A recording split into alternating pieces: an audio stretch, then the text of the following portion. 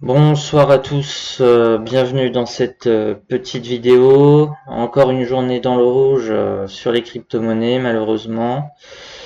Le sentiment, l'ambiance change. Clairement, tout le monde est dégoûté. Du coup, moi, ce que j'ai fait, c'est que j'ai demandé à ChatGPT ce qu'il pensait de la situation actuelle. Donc, je vais vous lire sa réponse.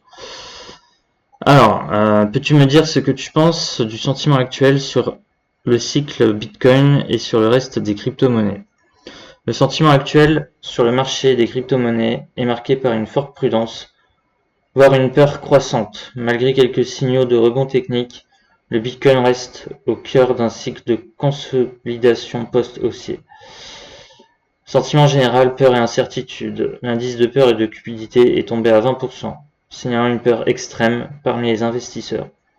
Ce niveau reflète une transition d'un optimisme vers une inquiétude généralisée, alimentée par les ventes des baleines, l'épuisement des acheteurs et les incertitudes macroéconomiques. Effectivement, les acheteurs ils sont épuisés parce que ça fait 3 ans qu'on attend le haut du cycle et ça vient pas. Bitcoin oscille entre 105 et 112, bah ouais, après un ATH à 127, ça fait mal. Ethereum sous les 4000, pareil, c'est une cata. Les premières targets de prise de profit, elles étaient sur les 5000, entre 5 et 6K, donc on n'a pas du tout atteint les targets sur Ethereum. Plus de 426 millions de dollars de position effet de levier liquidé en 24 heures.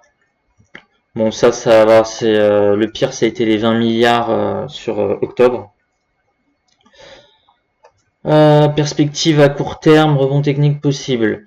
Certains analystes anticipent un retour haussier vers les 127 000 pour le Bitcoin d'ici mi-novembre, soit une hausse potentielle de 25%. Franchement, ça sera un beau cadeau. Le marché montre des signes de reprise modérés, notamment grâce à l'anticipation, baisse de taux et les résultats d'entreprise. Bah après, Jérôme, il nous a déjà bien régalé hein, quand même, donc je vois pas ce qu'il pourrait annoncer de plus. Alcon, signaux d'une saison à venir.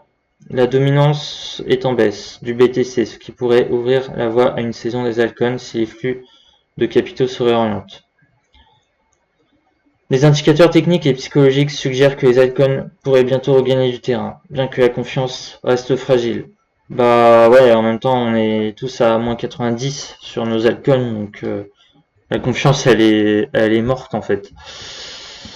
Euh, Facteurs influents, pression macroéconomique, politique monétaire, prise de profit.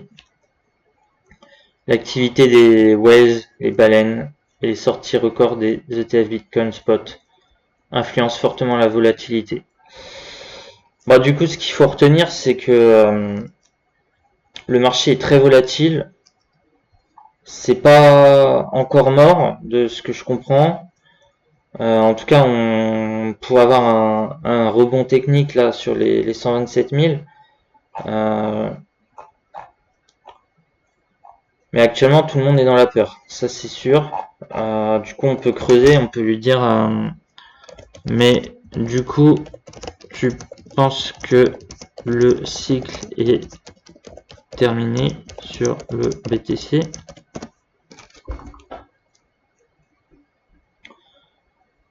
Le cycle haussier n'est probablement pas terminé, mais il entre dans une phase de consolidation de transition. Certains analystes pensent que le sommet de 126 000 pourrait marquer la fin du cycle, tandis que d'autres anticipent une dernière impulsion haussière. Le sommet de 126 000 atteint en octobre est survenu 634 jours après le halving, ce qui correspond à la moyenne historique. Ouais.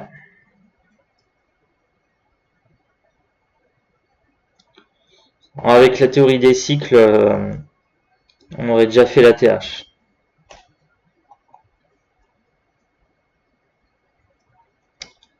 Une zone considérée comme support intermédiaire solide.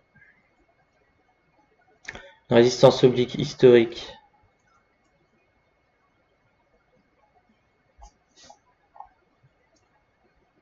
Ouais. Le marché est marqué par une peur extrême, mais cela peut aussi signaler une zone de capitulation avant rebond. Le shutdown américain pèse sur le moral des investisseurs, mais un retour à la liquidité pourrait relancer le marché. Les cycles précédents ont duré environ 1438 jours, et celui en cours s'inscrit dans cette logique. Novembre est historiquement un mois fort pour le Bitcoin avec un rendement médian de 11,2%, ce qui pourrait soutenir une reprise. Le cycle n'est pas forcément terminé, mais il est à un point charnière. Si le Bitcoin casse ses résistances techniques, une dernière vague haussière est possible. Sinon, on pourrait entrer dans une phase de distribution ou de correction prolongée. Ce serait la mort, ça, putain. Tu veux que je t'aide à visualiser ce cycle? Non, c'est bon. Allez. On a bien souffert. Vidéo, elle est finie. Bon courage à tous. Bonne reprise. Demain, c'est mercredi. On lâche pas. Ciao. Bisous à tous.